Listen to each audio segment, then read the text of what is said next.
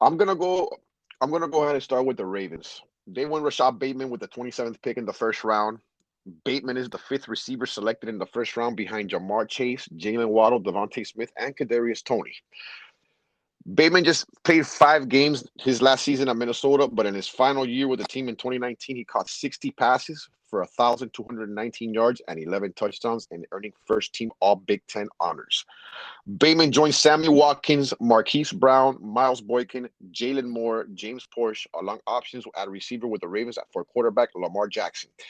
Bateman is the fifth receiver Baltimore has drafted in the past 3 seasons, and it's the second time in 3 seasons the general manager has used his top pick on a wideout, joining Marquise Hollywood Brown. In saying that, I'm still giving this kid a chance. He's massively dropping in rookie drafts because of this issue. He's known for his route running, making tough catches in traffic. Bateman is also has breakaway speed and is a threat to turn even short throws into long gains. So he's got some yak in him.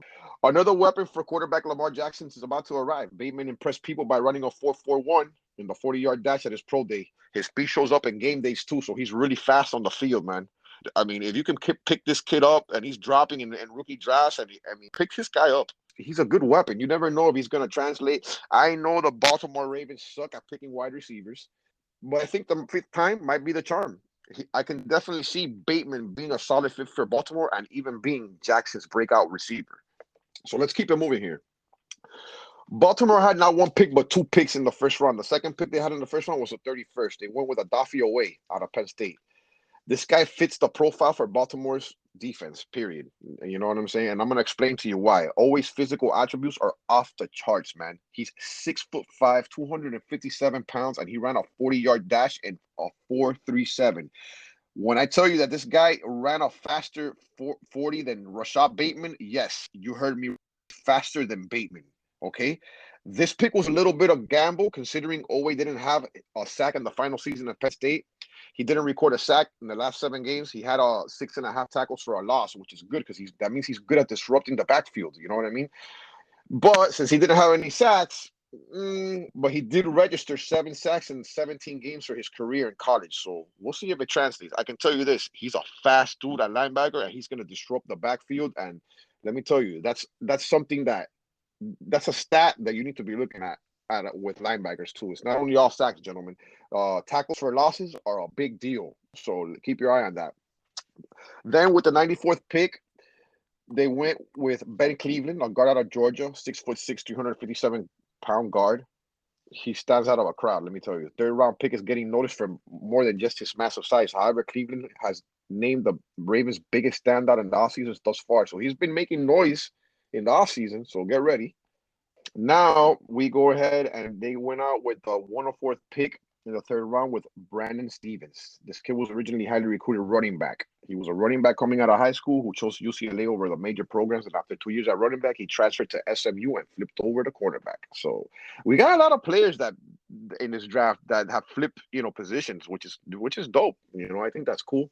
I think it shows a lot of versatility in the player. So his size is 6'1", 215 pounds. His competitiveness and physicality you would expect from a former running back at cornerback. So it's just imagine a running back playing cornerback. Physicality's there. You might want to watch out for this guy. With the 131st pick, they went Tylan Wallace. During his 4 years at Oklahoma State, Wallace displayed elite ability with 205 receptions, 3,434 yards, and 27 touchdowns. He finished his senior year with 922 receiving yards and over 50 yards per reception, tearing his ACL. Okay. He electrified the Cowboys' offense with explosive speed and ability to stretch the field.